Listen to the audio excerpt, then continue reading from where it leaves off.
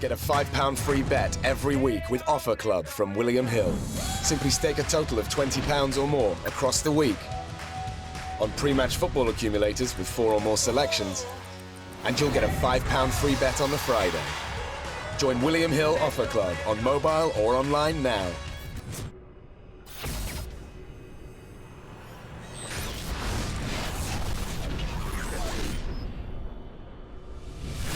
James Held at Eiffel TV in association with Matt Clinch Gym Mobile. With me I've got the new British champion Tommy Langford after his points win over Sam Sheedy. Firstly, congratulations on the win, Tom. Can you tell us how you're feeling? I'm over the moon, to be fair. Like, I don't care how it come. British champion, British Commonwealth champion. It's just, it's a dream. Do you know what I mean?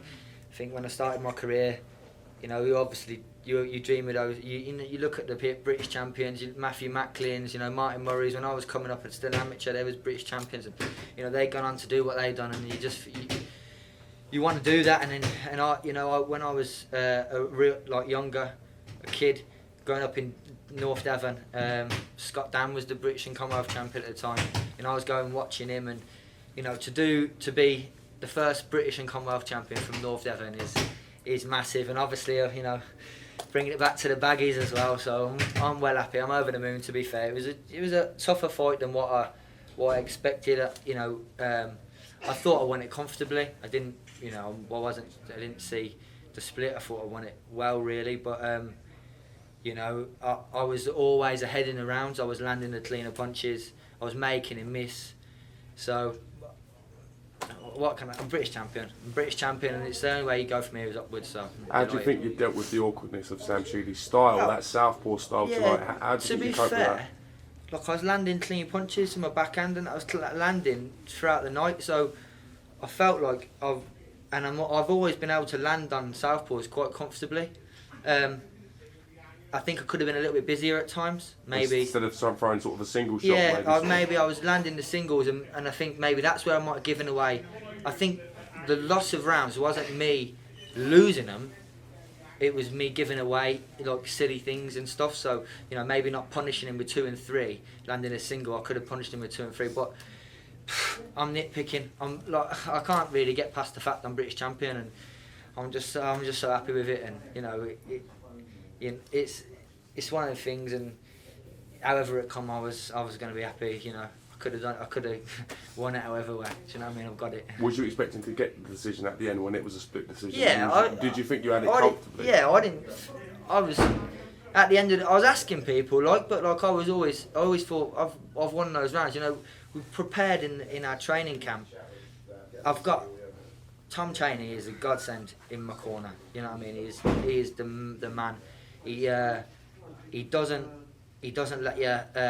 We've got to work on things mentally for this fight, because my style normally, obviously, really high octane, loads of punches, and we knew that if I jumped in with loads of punches, I potentially could have got caught and got clipped and things like that. So it was to be patient and break him down with my boxing, and I felt like I was doing that. And Tom was always saying, rounds in the bag, you know, so I don't go over the top and, you know, throw too much and things like that. But then I think I could have done a little bit more at times, but who cares?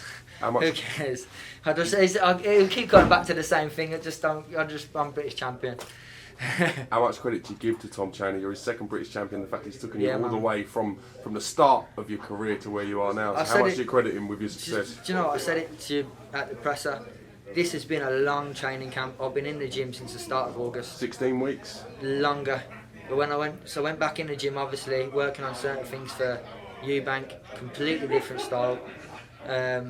But I was so keen to get the fight and get the British title. Obviously, what happened with that one, and then got the new opponent still on the 22nd. Then it got pushed back, but he's been there all the time, keeping me straight and making me, you know, telling me this is the British, this is a major thing. Do you know what I mean? And it's a big achievement, and keeping me focused and not letting my head run away with myself. I could have easily gone off. I could have easily got distracted with things, and you know, so he's an absolute god. You know, like I said to you before, he's a trainer, a friend, an advisor. You know, he's a therapist. He's everything. He's the man. I can't. You know, if it weren't for Tom, to be fair, like, he might not be British champion. Do you know what I mean? Was it hard not to get involved with Sam Sheedy when he's goading you during the fight? He's trying to obviously take you out of your rhythm. I just wanted to tell him to fuck off, but I couldn't. I couldn't let myself do it. So I just thought, I knew why he was doing it, and I was like, I've just hit you with 2-3 punches, and then you're doing silly things. So it's not getting you anywhere. But it is frustrating. You know, I know why he was doing it, and I know why he's doing it, but like it didn't work at the end of the day. And, you know, his corner was on the whole time in my ear, like trying to wind me up. But I'm quite pleased with myself that I stuck patient. But like I said, I could have later on in the later rounds, I was landing some good. I could have exposed him a bit more, but nitpicking. British champion, however it happens, I'm there. Do you know what I mean? What would you like to do? Would you like to win the Lonsdale belt outright before moving on, or is it a case of seeing what opportunities arise in the new year? I've always been the sort of person that said, obviously, don't get me wrong, the British champion, fantastic, Lonsdale belt outright, unbelievable achievement, and it's something that I would never say no to, but I'm also in the game. I'm in the game for career. I want to get to the top level and stay at the top level on the top table and stay there for as long as possible. And so if opportunities arise, European, you know, world, I mean, fair, you could probably say I need a couple more fights. I'm not going to deny that.